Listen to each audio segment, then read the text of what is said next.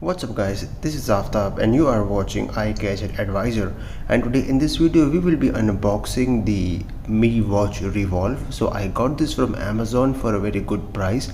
So let's go ahead and do the unboxing and see what all contents we have inside the box.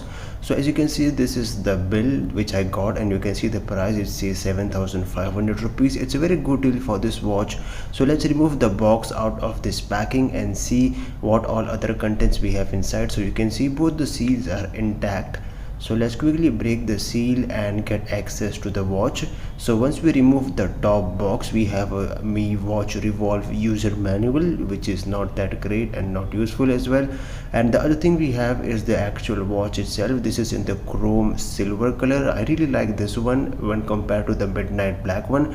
So let's boot the watch and keep it aside for the time being. And the other content we have inside the box is the proprietary charging cable or the charging adapter. This is a magnetic charging adapter with the USB type A on one end and the proprietary charging adapter on the other side.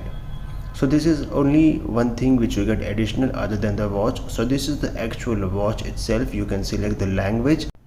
So that's it for the unboxing. Of course, if you want to connect the watch, you have to install the Xiaomi Wear application on your smartphone.